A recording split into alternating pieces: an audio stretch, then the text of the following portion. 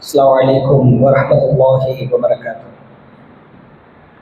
إن الحمد لله نحمده ونستعينه من يهده الله فلا مضل له ومن يضلل فلا هادي له وأشهد أن لا إله إلا الله وأن محمدا عبده ورسوله أما بعد اتقوا الله الذي تساءلون به والأرحام إن الله كان عليكم رقيبا اتقوا الله حق تقاته ولا تموتن إلا وأنتم مسلمون اتقوا الله وقولوا قولا سديدا يصلح لكم أعمالكم ويغفر لكم ذنوبكم ومن يطع الله ورسوله فقد فاز فوزا عظيما فإن أصدق الحديث كتاب الله وأحسن الحديث حديث محمد وشر الأمور محدثاتها وكل محدثة بدعة وكل بدعة ضلالة وكل ضلالة في النار. اللهم صل على محمد وعلى آل محمد كما صليت على إبراهيم وعلى آل إبراهيم إنك حميد مجيد. اللهم بارك على محمد وعلى آل محمد كما باركت على إبراهيم وعلى آل إبراهيم إنك حميد مجيد. கண்ணியத்திற்குரிய எல்லாம் வல்ல ஏக இறைவனின் அடியார்கள்ல, உலகத்தில் இறைவனால் படைக்கப்பட்டிருக்கிற மனிதர்களில் இஸ்லாமிய மார்க்கத்தில் யார் வாழ்கிறாரோ அவர்களை கண்ணியம் பொருந்திய மனிதர்களாய் இறைவன் பார்க்கிறார். இந்த உலகத்தில் வாழுகிற மனிதர்களை மிகச் சரியான பாதையில் வழிநடத்த வேண்டும் என்பதற்காக இறை தூதர் முஹம்மது ஸல்லல்லாஹு அலைஹி வஸல்லம் அவர்களை அல்லாஹ் அனுப்பி வைக்கிறார். இறை தூதர் முஹம்மது ஸல்லல்லாஹு அலைஹி வஸல்லம் அவர்கள் குறித்து அல்லாஹ் தன்னுடைய வார்த்தையில் மிக அழகான அழுத்தமான ஒரு அறிவுரையை உலக மாந்தர்களுக்கு எடுத்துரைக்கிறார். சூரா அராஃப் 7வது அத்தியாயம் 157வது வசனத்தில் இறைவன் பேசுகிறார். எழுத படிக்க தெரியாத முஹம்மது நபியாகிய இந்த தூதரை நாம் பின்பற்ற செய்தோம். இவர் குறித்து இதற்கு முன்பு அருளப்பட்ட தௌராத்திலும் இருக்கிறது, இஞ்சில் என்னும் வேதத்திலும் இவர் குறித்த முன்னறிவிப்புகள் எல்லாம் இருக்கிறது என்று சொல்லிவிட்டு உலக மாந்தர்களுக்கு அல்லாஹ் முஹம்மது நபி என்ன செய்வார், என்ன செய்ய வேண்டும் என்பதை அல்லாஹ் அழுத்தமாய் பேசுகிறார். யஅமுருஹும் பில் மஅரூஃப், இவருடைய வேலை நன்மையை ஏவுவார். வ யன்ஹாஹும் அனில் முன்கர், இவர் தீமைகளை விட்டு மனிதர்களை தடுப்பார். வ யுஹில்லு லஹுமுத் தய்யிபாத், அவர்களுக்கு நான் எதை ஹலாலாக ஆக்கியிருக்கிறேனோ, ஆகுமாக்கி இருக்கிறேனோ அவற்றை மட்டுமே செய்வதற்கு அனுமதிப்பார்.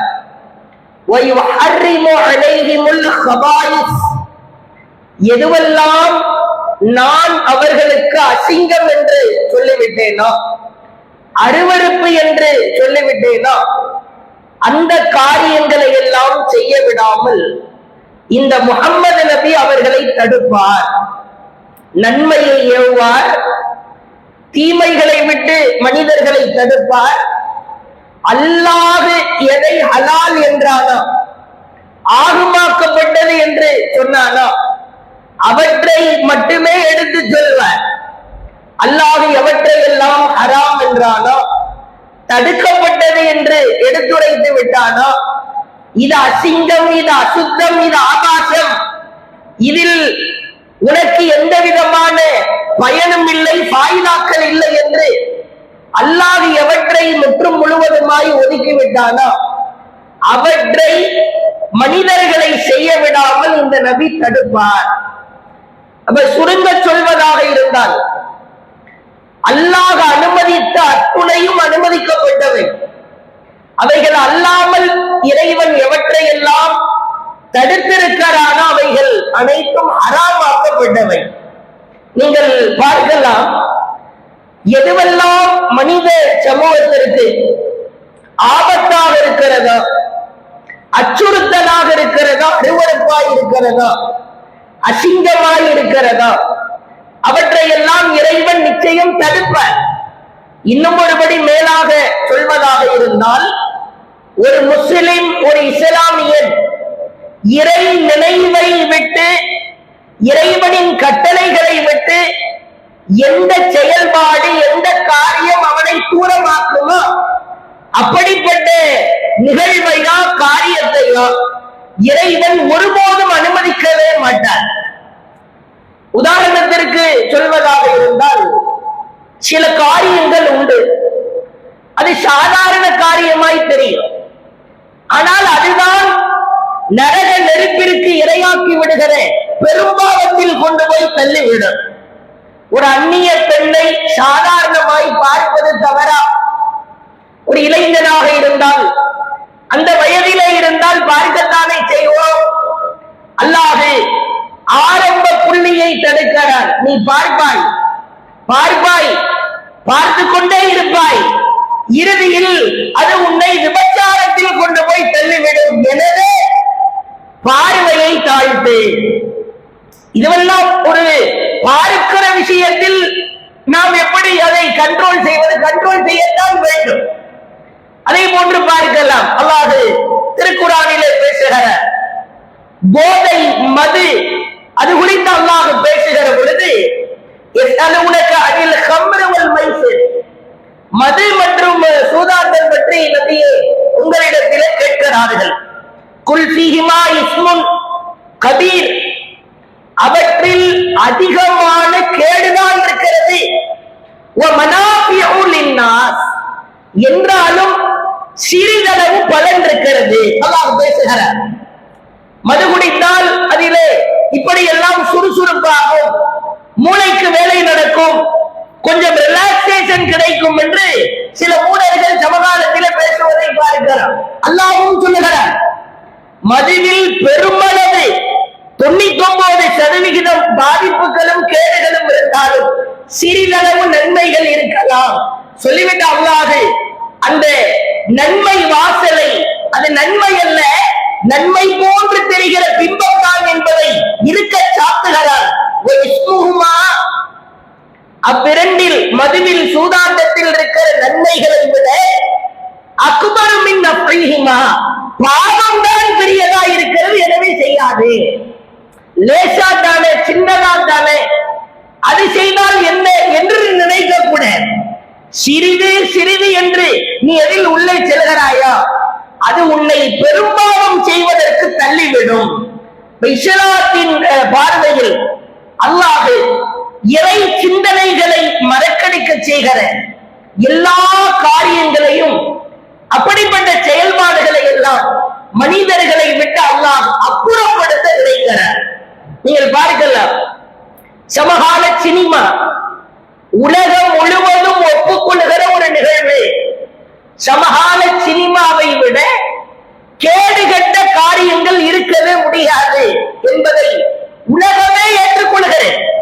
நீங்கள் நூற்றாண்டு கால வரலாற்றில் ஹதீஸ்களை தொகுத்த புகாரி, முஸ்லிம், இப்னு மாஜா, அபூதாவுத், முஸ்னத் அஹ்மத், இது போன்ற இமாம்களின் ஃபத்வாக்களை படித்து பார்த்தால் கூட சினிமாக்களில் சிறிதளவு கூட நன்மைகள் கிடையவே கிடையாது என்பதை அழுத்தமாய் பதிவு செய்வதை பார்க்கிறார். ஏன்? ஒரு சூதாட்டம் தடுக்கப்பட்ட பின்னணியிலே இறை நினைவை, இறை கட்டளைகளை மறக்கடிக்கிற அம்சம் இருக்கிறது.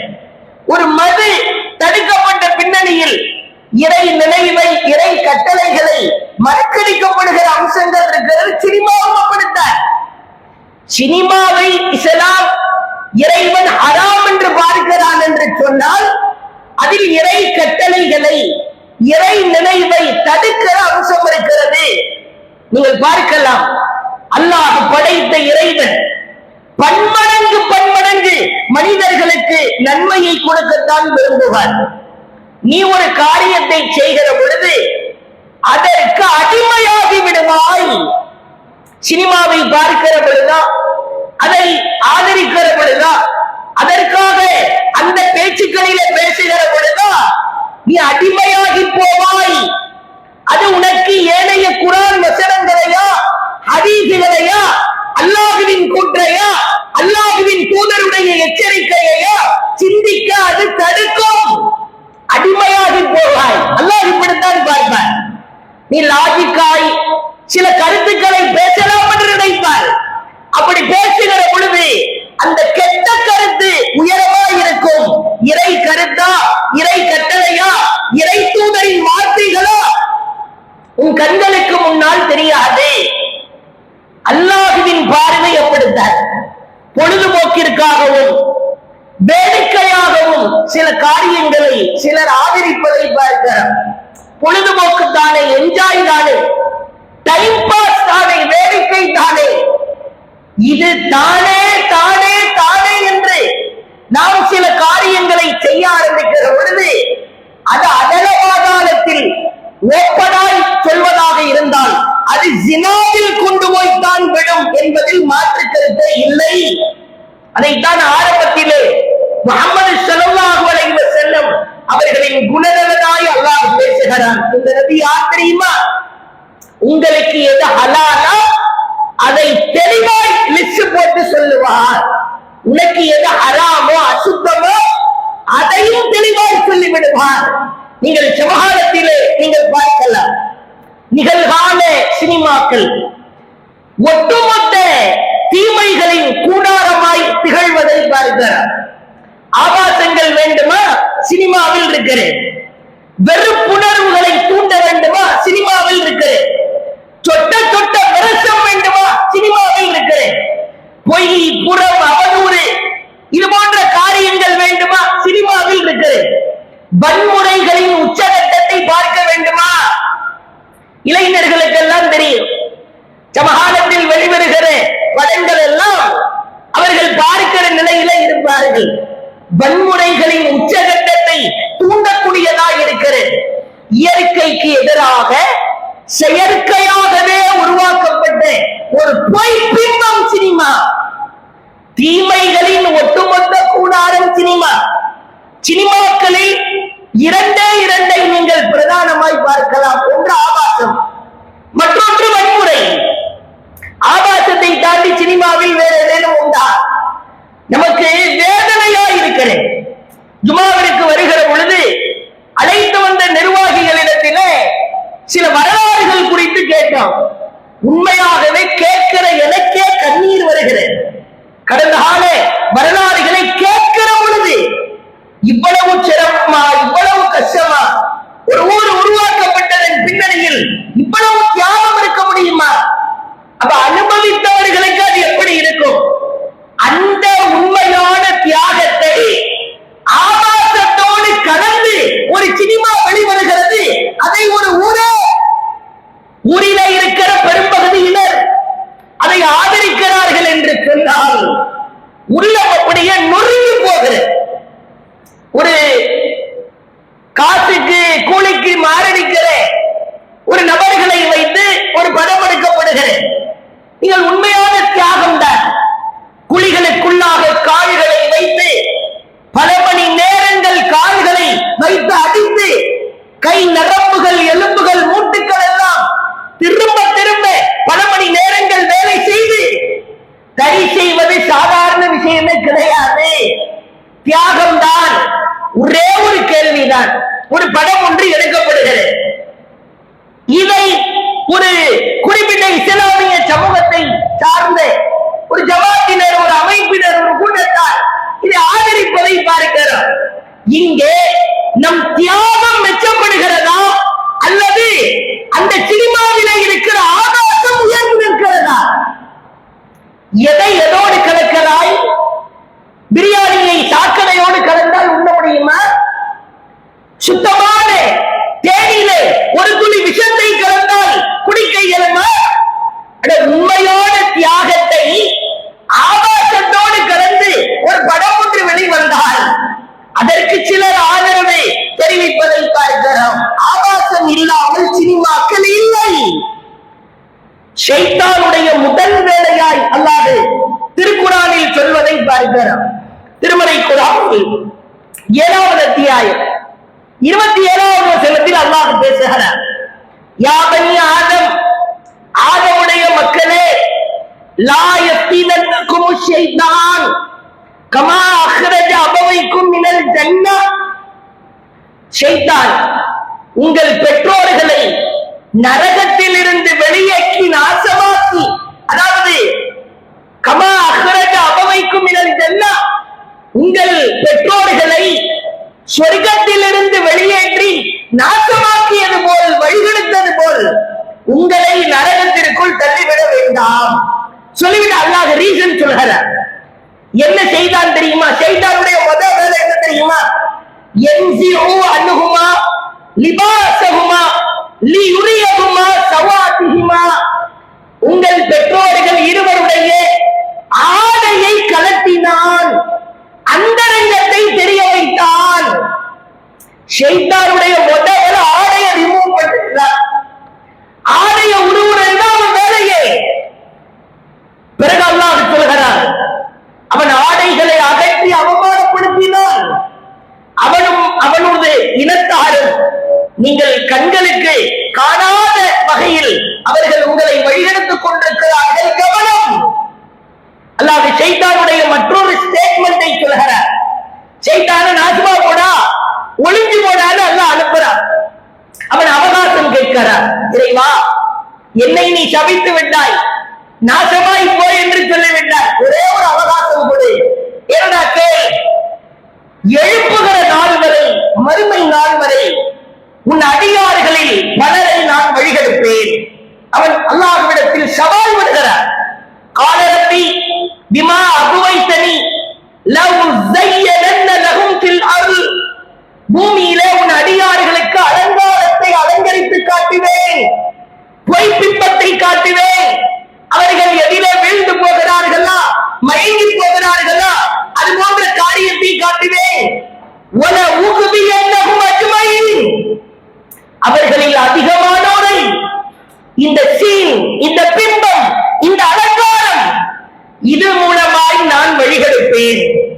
இல்லா இபாதத் மின்ஹுமுல் முக்லஸீன். அல்லாஹ் சொல்கிறார், அல்லாஹ்விடத்தில் ஷைத்தான் சவால் விடுகிறார், உன் அடியார்களில் உனக்கு அஞ்சி நடப்பவர்களை தவிர மீதமுள்ள அனைவரையும் நான் வழிகெடுப்பேன். இறைவா, அலங்காரத்தை காட்டுவது அது ஷைத்தானுடைய வேலை. அல்லாஹ்வின் தூதர் வன்மையாய் கண்டித்தார்கள். விபச்சாரம் என்று சொன்னால் தனிமையில இருப்பது, ஒரு பெண்ணோடு பெரும்பாகத்தை செய்வதுதான் விபச்சாரமா?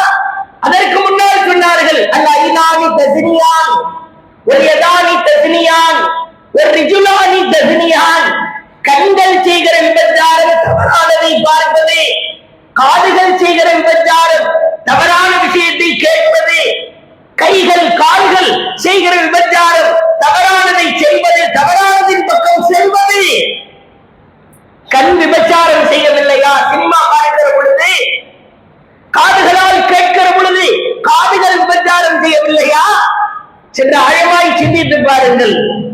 கடந்த கால சிரமப்பட்ட தியாகம் அனுபவித்த வரலாறுகளை சொல்ல வேண்டும் தான்.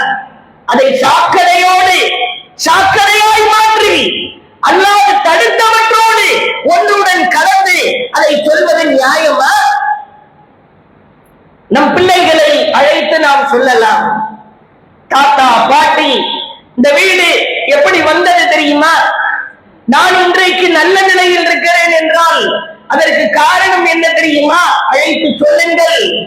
ஊதாரித்தனமா சுத்தி திரியாட்டா, இன்னைக்கு நீ ஏசியில தூங்குகிறாய், குஷன் மெத்தையில் உறங்குகிறாய், பிரியாணி சாப்பிடுகிறாய், விரும்பியதெல்லாம் உண்ணுகிறாய். இதன் பின்னணியிலே தியாகம் இருக்கிறது.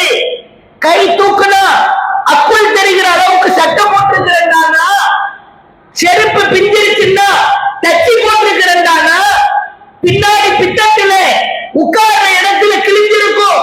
அந்த ட்ரவுசரை தைத்து நாங்கள் போட்டிருக்கிறோம். எடுத்து சொல்லுங்கள். ஊதாரியாய் தெரியாதே. அல்லாஹ் இப்பொழுது நமக்கு தந்திருக்கிற பொருளாதாரத்தின் மூலமாய் ஐவேளை தொழில் ஃபஜ்ருக்கு போ, அல்லாஹ்வுக்கு அதிகமா நன்றி செலுத்து. ஒவ்வொரு வீட்டிலையும் பாடம் எடுக்கலாம், தியாக உணர்வுகளை எடுத்து சொல்லலாம், தரிசீடு சிரமப்பட்ட வரலாற்றை எடுத்து சொல்லலாம்.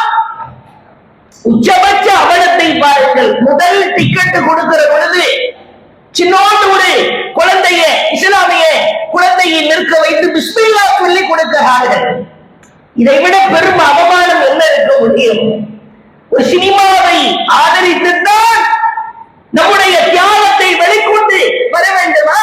அல்லாஹ் தடுத்திருக்கிற ஹராமானே, அல்லாஹ் தடுத்திருக்கிற ஆபாசமானே, அல்லாஹ் தடுத்திருக்கிற அசிங்கமானே ஒன்றை வைத்து நம் தியாகத்தை உலகம் அறிந்து கொள்ள வேண்டுமானால் அப்படிப்பட்ட தியாகம் தேவையா?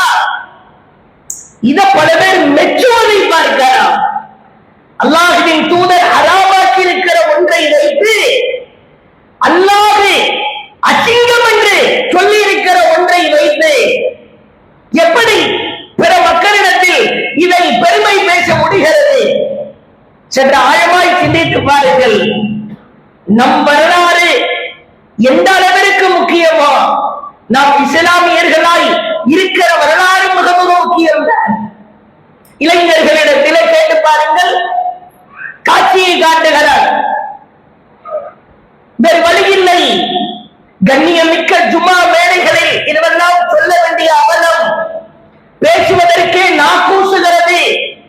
ஜும்மாவில் இதை சொல்ல தவறிவிட்டால் சமூகம் இன்னும் வழிகட்டு பாதையில போய்விடுமோ என்கிற அச்சம் நிலவுவதை பார்க்கிறோம். சோப்பு போடுகிற காட்சிகளை எல்லாம் காட்டுவதை பார்க்கிறோம். எதை எதை சொல்ல வருகிறார்? ஒரு பெண் பின்னால் திரிவதை பார்க்கிறோம். திரும்ப திரும்ப அதற்காக அடி வாங்கி, அதற்காக உடை வாங்கி. அல்லாஹ் காப்பாற்ற வேண்டும். சமகால இளைஞர்களை அழைத்து கேளுங்கள். இது ஹிஜ்ரி ஆண்டு எத்தனையாவது ஆண்டுன்னு கேளுங்களேன். ஹிஜ்ரி ஆண்டு. இந்த பெயருக்கு பின்னால், நமக்கு பின்னால், நம் ஊருக்கு பின்னால், நம் குடும்பத்திற்கு பின்னால் எத்துணை பெரிய தியாக வரலாறுகள் இருக்கிறதா? நான் இன்றைக்கு இங்கு அமர்ந்து கொண்டு ஜுமா உரையை கேட்கிறோம் என்று சொன்னால், முஸ்லிம்களா இருக்கிறோம் என்று சொன்னால், அதற்கு பின்னாலும் ஒரு மிக நீண்ட வரலாறு இருக்கிறது. அந்த வரலாற்றின் ஒரு மைல்கல் ஹிஜ்ரத். முஹர்ரம் மாதத்திலே இருக்கிறோம். ஒரு இளைஞரை அழைத்து கேளுங்கள், ஒரு இளைஞர் பெண்ணை அழைத்து கேளுங்கள். இது ஹிஜ்ரி எத்தனையாவது ஆண்டுமா? தெரியாது. 1400 சம்திங் அவர் பாஷையிலே சொல்லுவார். இங்கிலீஷ் ஆண்டு வருடம் எவ்வளவு? 2026. அந்த மாசத்தை எல்லாம் சொல்லு. ஜனவரி, பிப்ரவரி, மார்ச், ஏப்ரல், மே, ஜூன், ஜூலை வரிசையாய் சொல்லுவார். அப்படியே இந்த புனித வாயால் இஸ்லாமிய மாதம் 12 பேரை சொல்லுமா அப்படின்னா கிழிஞ்சிடும். முஹர்ரம், சஃபர், ரபியுல் அவ்வல், ரபியுல் ஆகிர். அல்லாஹ் வைத்த மாதங்களின் பெயர் தெரியாது. வரலாறுகள் முக்கியம் தான். இஸ்லாமிய வரலாற்றின் பின்னணியிலே எவ்வளவு பெரிய தியாகம் இருக்கிறது. அதுவும் நாம் அமர்ந்திருக்கிற இந்த ஹிஜ்ரி ஆண்டின் பின்னணியில் அவ்வளவு தியாகம் இருக்கிறது. சில செய்திகளை மட்டும் சொல்கிறோம் பாருங்கள். கபாப் ரலியல்லாஹு அவர்கள், கபாப் இப்னு அரத் இந்த ஹிஜ்ரத் பயணம் மேற்கொள்வதற்காக அவ்வளவு தியாகத்தை செய்திருக்கிறார். உமர் ரலியல்லாஹுடைய ஆட்சி காலம். கபாப் ரலியல்லாஹு வர்றாங்க. அப்படி தூரமா பார்த்த உடனே உமர் ரலியல்லாஹு அவர்கள் அழைக்கிறார்கள், கபாபே முன்னேறி வாரும், என் அருகில் அமருவதற்கு நீ தகுதி படைத்தவர். உமர் ரலியல்லாஹுடைய ஆட்சி காலத்துல கபாப் ரலியல்லாஹு அவர்கள் வருகிறார்கள். உமர் ரலியல்லாஹுடைய அருகில் அமர்றாங்க. அப்படி சைட்ல இருந்து பார்த்தா முதுகு முழுசா இரத்த காயமாய் இருக்கிறது. அடிவாங்கினது ரசூலுல்லாஹ் காலத்துல, காயம் ஆறாம இருக்கிறது உமர் ரலியல்லாஹுடைய ஆட்சி காலத்துல. எப்ப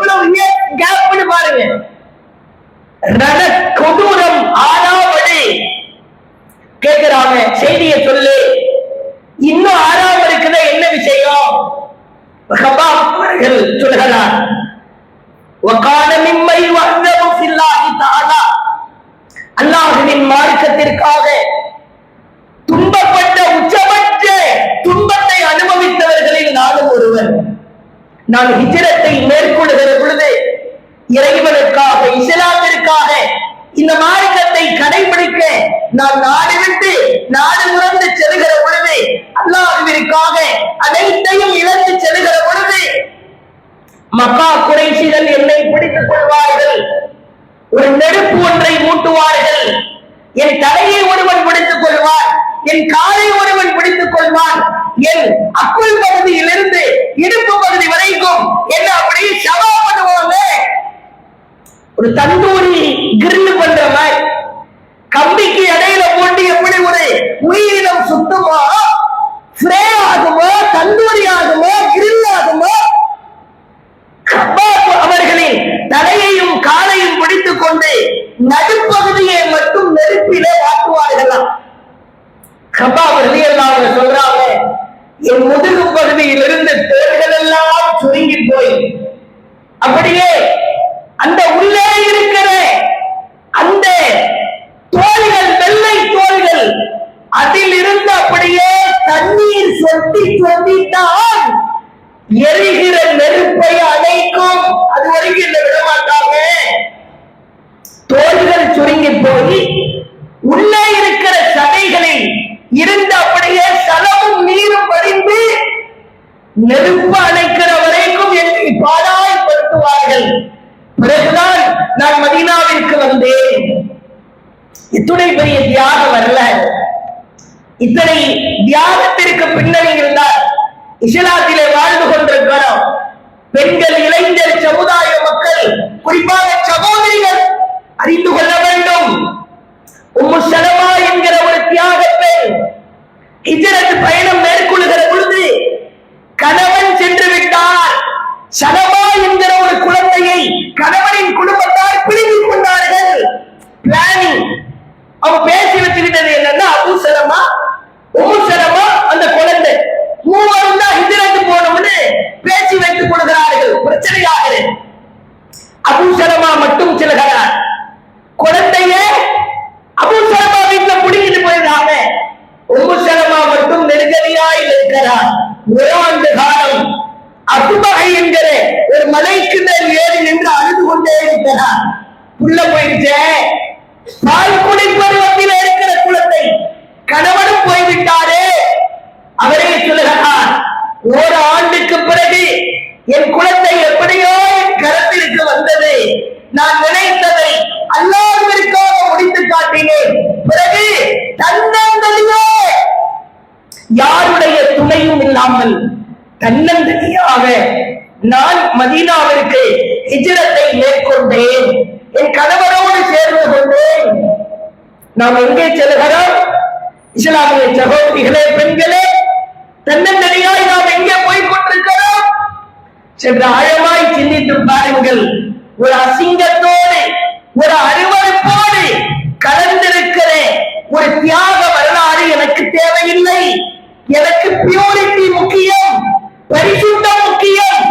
என் குடும்ப வரலாற்றை, என் ஊர் வரலாற்றை அசிங்கப்படுத்த இந்த சினிமாக்காரனால், சினிமாவால் பரப்ப வேண்டிய அவசியம் எனக்கு இல்லை. நான் என் சந்ததியிடம் சொல்லுவேன், என் மகனிடம் சொல்லுவேன், என் மகனிடம் சொல்லுவேன், என் பேர குழந்தைகளிடம் சொல்லுவேன். அல்லாஹ்வின் தூதர் ஹலால் என்று சொன்னதை மட்டுமே ஹலால், மற்றவை அனைத்தும் அசிங்கம், அருவருப்பானது. சினிமா ஒட்டுமொத்த தீமைகளின் கூடாரம்.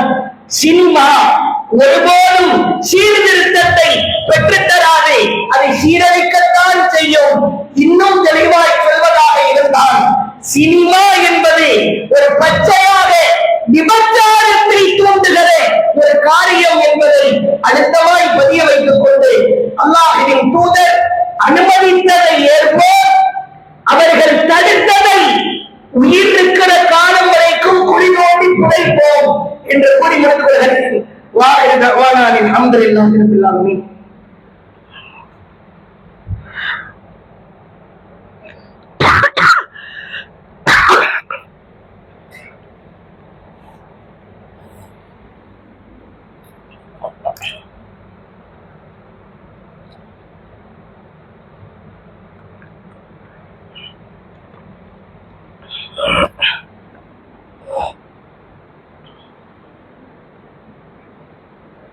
அல்ஹம்துலில்லாஹ் நஹ்மதுஹு வ நுஸல்லி அலா ரசூலில் கரீம் அம்மா பஅத். கண்ணியம் நிறைந்த எல்லாம் வல்ல இறைவனின் அடியார்களே, அல்லாஹ் திருக்குர்ஆனில மிக அழகாய் ஒரு வசனத்திலே பேசுகிறார். ஒமா கான ரப்புக் லியுஹ்லிகல் குரா பிதுல்ம. எந்த ஊரையும் அந்த ஊரிலே இருக்கிற சீர்திருத்தம் செய்வோர், நன்மையை ஏறி தீமையை தடுப்போர், அந்த ஊரிலே வாழுகிற காலகட்டங்களில் முஸ்லிமும் அந்த ஊருக்கு திடீரென்று அல்லாஹ் வேதனையை கொடுத்தோ துன்பத்தை கொடுத்தோ அழித்து விட மாட்டார். ஊரிலே ஒரு காரியம் நடக்கிற மார்க்கத்திற்கு முரணாக, இறைவனின் வார்த்தைக்கு மாற்றமாக, இறை தூதரின் கூற்றுக்கு எதிராக ஒரு காரியம் அரங்கேறுகிற பொழுது அந்த ஊரிலே சீர்திருத்தம் செய்பவர்கள் இருக்க வேண்டும். அவர்கள் சரி செய்து கொண்டிருக்கிற பொழுது, சீர்திருத்தம் செய்து கொண்டிருக்கிற பொழுது அல்லாஹ் அந்த ஊரை அழிக்க மாட்டான். இதை மற்றொரு விதமாய் நாம் புரிந்து கொள்வதாக இருந்தால், சீர்திருத்தவாதிகள் என்றைக்கு குறைந்து போகிறார்களா அல்லது இல்லாமலேயே போகிறார்களா, அல்லாஹ்வின் கோபப்பார்வை இறங்குவதற்கு வாய்ப்பு இருக்கிறது. அல்லாஹ் நாடினால் ஏற்படுத்துவார். இதை நாம் அழுத்தமாய் பதிய வைக்க வேண்டும். சமகாலத்தில் எடுக்கப்பட்டிருக்கிற ஒரு சினிமாவை ஊரிலே இருக்கிற முஸ்லிம்கள், இஸ்லாமியர்கள், தனவந்தர்கள், சில ஜமாத்தை சார்ந்த முக்கிய பொறுப்பாளர்களை கூட அதை அங்கீகரிக்கிற பொழுது, ஆமோதிக்கிற பொழுது, வரவேற்கிற பொழுது வேதனையாக இருக்கிற அல்லாஹ்வின் கோப பார்வையை தூண்டக்கூடாது. அசிங்கமான, ஆபாசமான, அருவருப்பான காரியத்தில் அல்லாஹ் நிச்சயம் மகிழ்ச்சி அடைய மாட்டார். வலா தக்ரபுல் ஃபவாஹிஷ் மா நஹர மின்ஹா வமா பத்தன். அருவருப்பான காரியத்தில் மறைமுகமாகவும் நெருங்காதே, வெளிப்படையாகவும் நெருங்காதே என்று அல்லாஹ் வன்மையாய் கண்டிக்கிறார். இது போன்ற சம்பவங்கள் இனி வருகிற காலகட்டங்களில் ஏற்படக்கூடாது என்று சொன்னார். நம் ஊர் ஒட்டுமொத்த இஸ்லாமியர்களுக்கும் படிப்பினையா இருக்க வேண்டும்.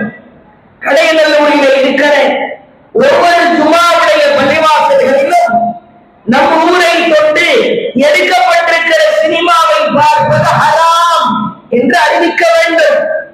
ஜமாத்துல் உலமா சபையினர், அதுபோன்ற ஆலிம்கள் எல்லாம் ஒன்றிணைந்து சினிமாக்களுக்கு செல்கிற முஸ்லிம்கள் இறை வசனத்தை மீறுகிறார்கள், இறை கோபத்திற்கு உள்ளாவார்கள் என்று கடுமையாய் நாம் அறிவிக்காத வரைக்கும் இறைவனின் திருப்தியை நாம் பெற இயலாது. இதையும் நாம் மிக முக்கியமான கோரிக்கையாய் ஓதி படித்த ஆளுங்கள், மார்க்க மாமையிலேகள், எத்தனையோ இஸ்லாமிய கல்வியை கரைத்து குடித்தவர்கள் கூட இந்த விஷயத்தில் மௌனம் காப்பது, தடுக்காமல் இருப்பது வேதனைக்குரிய. பகிரங்கமாய் ஒவ்வொரு ஜுமாவுடைய மேடையிலும் இதை அறிவிக்கிற பொழுது மக்களுக்கு அது வீரியமாய் சென்றடையும். அப்படிப்பட்ட ஒரு சீர்திருத்தவாதிகளாய் நாம் நிச்சயம் இருக்க வேண்டும். ஒரு முக்கிய அறிவிப்பு, எப்படி மனிதர்களுக்கு அல்லாஹ் ஒவ்வொரு பருவ காலத்தை தருகிறானாம், அனுபவிப்பதற்கு தருகிறானாம். குளிர்காலம், வெயில் காலம், மழைக்காலம் என்று மனிதர்களுக்கு சில பருவ காலங்களை அல்லாஹ் தருவது போன்று நம் பாவத்தை கழுவிக் கொள்வதற்கான சில வாய்ப்புகளை அல்லாஹ் தருகிறார். அந்த வகையில் நாம் அமர்ந்திருக்கிற ஒரு புனிதமான முஹர்ரம் மாதம். இந்த முஹர்ரம் மாதத்தில் பிறை 9, பிறை 10 நோன்பு நோற்பது வலியுறுத்தப்பட்ட சுன்னத்து. அல்லாஹ்வுடைய தூதர் சொன்னாங்க, முஹர்ரம் ஆஷுராவுடைய நோன்பை யார் நோக்கிறாரோ கடந்த ஓராண்டு பாவத்திற்கு பரிகாரமாய் அந்த நோன்பு செய்யும் என்று அல்லாஹ்வுடைய தூதர் சொன்னாங்க. வரக்கூடிய வியாழன் வெள்ளி, வரக்கூடிய வியாழக்கிழமை பிறை 9, வெள்ளிக்கிழமை பிறை 10. அலட்சியமாய் இருந்து விடாமல் போன வருஷம் நாம செஞ்ச சின்ன சின்ன பாவம், தெரியாம செஞ்சது, அறியாம செஞ்சது, அல்லது வேறுமனே செஞ்சது, இதையெல்லாம் மன்னிப்பதற்கான ஒரு வாய்ப்பாய் இந்த 2 நோன்புகளை நாம் பயன்படுத்திக் கொள்ள வேண்டும். ஆஷுராவுடைய நோன்பு மூசா அலைஹிஸ்ஸலாம் ஃபிரௌனிடமிருந்து காப்பாற்றப்பட்ட ஒரு நாள். இதை நினைவு கூறும் விதமாக, நன்றி செலுத்தும் விதமாக அல்லாஹ்வுடைய தூதர் நோன்பு நோட்டிருக்கிறார்கள் என்கிற செய்தியையும் பார்க்கிறோம். இது போன்ற அரிய வாய்ப்பை தவற விடாமல் நம்முடைய பாவத்தை கழுவி சுத்தப்படுத்துகிற ஒரு நோன்பாய் இந்த நோன்பை பயன்படுத்திக் கொள்வோம். அல்ஹம்துலில்லாஹி ரப்பில் ஆலமீன். அஸ்ஸலாமு அலைக்கும் வரஹ்மத்துல்லாஹி வபரகாத்துஹு.